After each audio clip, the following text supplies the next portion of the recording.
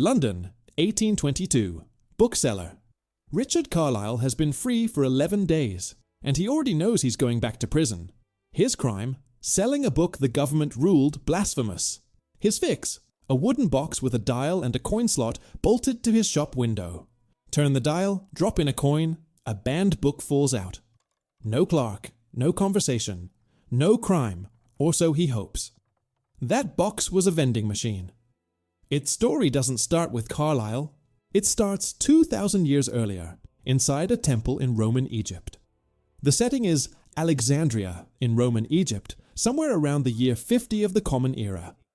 Alexandria at this time is the intellectual capital of the ancient Mediterranean, home to the Great Library, and to a class of engineers who treat the physical world as a puzzle to be solved with gears, air pressure, and water. Among them is a mathematician and engineer named Hero, sometimes called Heron of Alexandria. Hero has been given an unusual assignment by the priests of a local temple: stop people from stealing the holy water. Worshippers came to Egyptian temples to purify themselves with sacred water kept in large stone basins. The system ran on trust. A worshipper was supposed to take a modest amount and leave a coin in exchange. Predictably, people took as much water as they wanted and left as little money as they could get away with. The priests needed a machine that could enforce honesty where humans would not. Hero's solution was elegant enough to still make sense to a modern engineer. Picture standing in front of it. A worshipper drops a bronze coin into a narrow slot at the top of a sealed brass vessel. Inside, the coin does not simply disappear. It falls onto a small pan, and that pan is attached to one end of a lever balanced on a pivot, like a miniature seesaw. The weight of the coin pushes that end of the lever down. As it drops, the other end of the lever rises, and that rising motion pulls open a valve connected to the water supply. Holy water pours out through a spout in a steady, measured stream. Then, as the pan continues to tilt under the coin's weight, the coin finally slides off the edge and falls into a collection chamber below. The instant the coin is gone, the weight disappears with it. The lever snaps back to its resting position. The valve closes. The water stops. One coin, one measured pour. No priest required to stand guard over the basin all day. This was not a lucky accident. Hero was one of the most productive engineers of the ancient world. In the same period of his life, he described the Iolipule, a hollow sphere that spins using jets of steam, centuries before anyone would build a working steam engine for industry. He designed temple doors that appeared to open themselves, powered by a hidden system of heated air and water pressure triggered when a priest lit a fire on the altar. He worked out an early version of the odometer, a device for measuring distance traveled by counting the rotations of a wheel. He wrote all of it down in a book called Pneumatica, a study of devices powered by air, water, and steam. Hero did not have the word robotics. He did not have the word automation. He built both anyway, out of bronze, water pressure, and a good understanding of levers. And of everything he built, it was the humblest of his machines, a simple box that dispensed holy water for a coin, that would end up outliving the Roman Empire itself. But Hero's holy water dispenser did not spread across the ancient world and launch an industry. It did something stranger. It vanished. The device itself was likely never duplicated at scale, and the concept behind it sat dormant in manuscript copies of Pneumatica for well over 1,000 years, waiting for a different civilization on a different continent to stumble onto the same basic idea for entirely different reasons. Fast forward more than 15 centuries to England, and the coin in a slot idea resurfaces, apparently independent of anything Hero ever wrote. Around the year 1615, small brass boxes begin showing up in English taverns and inns. Drop a coin in the top, and the lid pops open just long enough for a customer to pull out a pinch of tobacco or snuff before the barmaid or landlord could reset it. It is crude. It requires constant supervision. But it proves the same principle Hero discovered in Alexandria. People will trust a machine with money faster than they will trust a stranger. It takes Britain another 2.5 centuries to turn that principle into an industry. In 1867, an inventor named Simeon Denham is awarded the first British patent for a fully automatic vending machine. a device that cuts and dispenses a postage stamp the instant a coin drops in. It never becomes a commercial hit, but it proves the machine can run without a human hand anywhere in the process. In the early 1880s, an engineer named Percival Everett goes further, building coin-operated machines that dispense postcards, envelopes, and notepaper. Within a few years, they are standard equipment in railway stations and post offices across Britain, doing the boring, repetitive labor of small retail without a single paid clerk. In 1887, a company called the Sweetmeat Automatic Delivery Company becomes the first business built entirely around installing and servicing vending machines, an entire industry growing out of a habit that began as a way to sell tobacco without supervision. Germany moves just as fast. By 1893, the chocolate manufacturer Stolwerk has 15,000 vending machines running across the country, and soon expands from chocolate into cigarettes, matches, and soap, essentially building a parallel, unstaffed retail chain that runs itself around the clock. This is the first time in history that the vending machine stops being a curiosity and becomes infrastructure, quietly filling in every gap where a business could not justify paying someone to stand behind a counter. It would take one more decision, made an ocean away, to turn that infrastructure into an American obsession. The idea crosses the Atlantic in 1888 when a company called Thomas Adams Gum installs a coin-operated machine on the elevated train platforms of New York City. It sells a single item, a stick of Tutti Frutti chewing gum, for 1 penny. The story behind that gum is almost as strange as the machine that sold it. 2 decades earlier, in 1869, Thomas Adams had met the exiled Mexican general Antonio Lopez de Santa Anna, who was living quietly on Staten Island, and had brought with him a large shipment of chicle, the sap of a Central American tree that Mexicans had chewed for generations. Adams tried and failed to turn the chicle into a cheap substitute for rubber. Rather than throw the leftover batch into the East River, he rolled it into small balls, wrapped them in paper, and sold them as gum instead. It worked. And when Adams decided to put that gum into a coin-operated box, on a crowded train platform, instead of paying a clerk to sell it by hand, that decision seemed small at the time. It wasn't. Within a year, penny machines dispensing handfuls of peanuts and loose candy start appearing across American cities. By 1907, manufacturers introduced the round, glass-topped gumball machine, essentially unchanged in design, for more than a century afterward. Adams's own machines, by some accounts, went on to sell well over 100 million pieces of gum through subway platforms alone. Think of it as the direct ancestor of the candy rack positioned next to every modern checkout line, except this one didn't need a cashier standing beside it at all. For the first time, Americans are handing their money to a machine instead of a person, on a massive scale, and trusting it to give them something back. Not everyone found that trustworthy. Some found it suspicious. Some found it worth exploiting outright.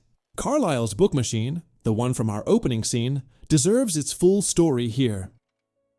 England in the early 1820s enforced strict seditious libel and blasphemy laws, and selling Thomas Paine's philosophical work, The Age of Reason, could put a bookseller in prison. Carlyle's machine used a rotating clock face. A customer turned the hand to the title they wanted, dropped in a coin, and a book dropped down a chute into their hands. It was not fully automatic. One of Carlyle's assistants loaded the chute from behind the wall, out of sight. The entire point was that no visible human being sold the book, so in theory, no human being could be arrested for selling it. The courts disagreed. One of Carlyle's employees was prosecuted anyway for distributing blasphemous material, machine or no machine. Carlyle himself would spend a combined total of roughly 9 years behind bars over the course of his life for offenses connected to the free press. His vending machine did not save him from prison. It only proved that the authorities were more interested in punishing the idea than the method of selling it. America had its own headache with automated honesty. Early coin-operated machines had no real way to tell a genuine coin from a slug, a washer, or a foreign coin filed down to the right size. Counterfeiters exploited penny machines so aggressively that manufacturers were forced to build increasingly clever coin recognition mechanisms, weighing and measuring every deposit before releasing so much as a piece of candy. The irony wrote itself. A machine invented to remove dishonesty from a transaction had created a brand new category of dishonesty just for itself.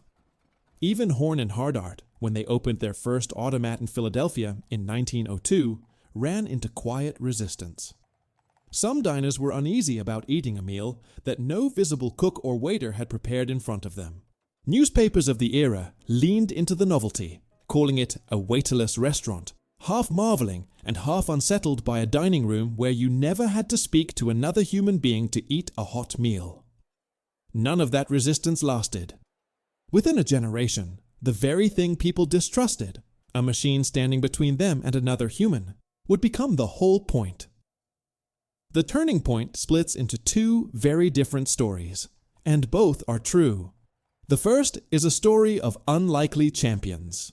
In 1902, Joseph Horn and Frank Hardart opened their first automat in Philadelphia, importing waiterless restaurant technology from Quisisana in Berlin after Hardart personally traveled there to study it. The idea is almost radical in its simplicity. Walk up to a wall of small glass windows, drop a coin, turn a knob, and take out a hot meal. No waiter required, no line to wait in. The exact same macaroni and cheese or beef stew available to the banker and the dock worker for the exact same nickel. During the Great Depression, that detail mattered enormously. At its peak, the automat chain is feeding roughly 800,000 people a day, becoming one of the largest restaurant operations in the world and a genuine cultural institution, celebrated in songs and in film, precisely because it offered dignity and consistency at a moment when very little else in American life felt consistent. The second story goes somewhere much darker. By the 1940s and 50s, Coca-Cola vending machines have become a fixture of American life, and one particular model, the Cavalier C102, is built to dispense bottles from two separate sides at once, a practical design meant to double the machine's serving capacity. In parts of the segregated American South, that dual design was put to a very different use. Some of these machines were labeled to serve two separate lines of customers, one side marked for white customers, the other for black customers, turning a piece of everyday consumer technology into a physical enforcer of Jim Crow segregation. Think about what that means for a moment. A machine invented centuries earlier specifically to guarantee that every person who paid the same coin received exactly the same portion, with no favoritism and no human bias standing in the way, had been re-engineered by American racism into a device that sorted human beings by the color of their skin before it would even let them buy a soft drink. The same technology. Two completely opposite purposes. One nation. If you're finding this story as strange as I am, go ahead and subscribe. Here on Common Lore, we dig into a story like this every single week. And trust me, you don't want to miss what's coming up next. The ripple effects of a coin-operated box turn out to be enormous, and they show up in some unexpected places. In 1941, as the United States enters World War II, Coca-Cola's president publicly pledges that any American service member anywhere in the world will be able to buy a bottle of Coke for 5 cents. Making good on that pledge meant physically building dozens of portable bottling plants and shipping them alongside American troops into North Africa, Europe, and the Pacific. It was framed as a morale booster for soldiers. It also permanently planted Coca-Cola's bottling and vending infrastructure into dozens of countries that had never seen it before, laying the groundwork for the very same brand's post-war global expansion, one of the most successful product rollouts in the history of consumer goods, launched on the back of a wartime vending promise. Back home, the very same coin-operated convenience that had made cigarettes available on every street corner eventually triggered its own downfall. Public health researchers and lawmakers grew alarmed at how easily minors could buy tobacco from unsupervised machines. Utah passed the first statewide ban restricting cigarette vending machines in 1989. Roughly 2 decades of state and city laws followed, chipping away at the machines one jurisdiction at a time, until the Food and Drug Administration finally imposed a near-total federal restriction in 2010. A retail method that once put a habit-forming product within a child's easy reach helped write the very regulations that eventually erased it from most of American life. Even the beloved automat could not escape the consequences of its own success. The self-service efficiency that made Horn and Hardart famous became the exact blueprint that faster, cheaper burger chains used to put it out of business. Horn and Hardart itself eventually started buying Burger King and Arby's franchises to replace its own dying automats, an American icon quietly converting itself into the industry that killed it, until the very last automat in New York City closed its glass doors for good in 1991. Halfway around the world, Japan took the opposite path. A post-war culture built on low-street crime, extremely high trust in public infrastructure, and the standardization of a single practical coin in 1967 allowed vending machines to multiply almost without limit. Decades later, as Japan's population ages and fewer workers are available to staff shops around the clock, that same unattended machine network has quietly become a partial solution to a national labor shortage, proving that the very same object can be a convenience in one country and a demographic safety valve in another. Today, the vending machine has completed its transformation from rare miracle to invisible background noise of daily life. And the scale involved is staggering. Industry analysts currently value the global vending machine market at somewhere around $22 billion a year, with the American market alone accounting for over $20 billion of retail activity annually, dispensing everything from bottled water to hot meals without a single employee present. Japan remains the most extreme example on Earth.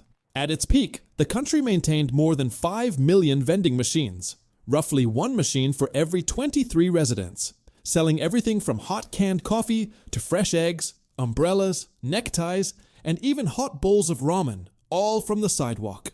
That number has quietly shrunk in recent years as convenience stores and mobile payment apps compete for the same coins. But Japan still holds the highest density of vending machines per person of any nation on the planet. And this is the part that catches people off guard. Modern vending machines now dispense things that would have been unthinkable to Hero of Alexandria, or to Richard Carlisle, or to Joseph Horn.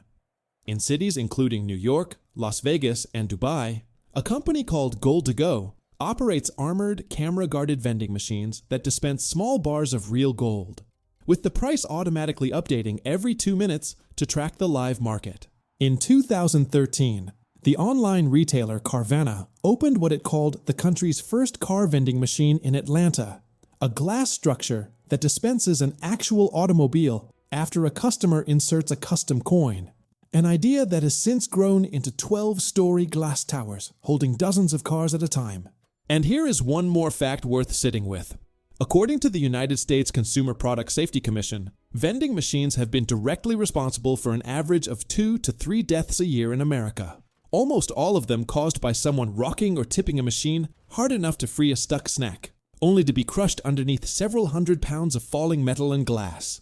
Statistically, in an average year, an American vending machine is more likely to kill you than a shark is.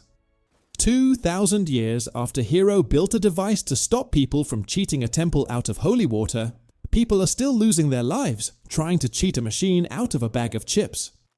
Richard Carlisle's wooden book box didn't save him from prison, but it survived him by nearly 200 years, and it never stopped evolving. It was built to stop temple thieves. It was banned by kings and courts. It fed a nation through its worst depression. It was twisted into a tool of racial segregation. It armed soldiers with a taste of home in the middle of a war. It sold gum, then chocolate, then cigarettes, then cars, then gold. It is right now, standing quietly in your office hallway, your gym, your kid's school lobby, humming under fluorescent light, waiting for a coin, a card, or a tap of your phone.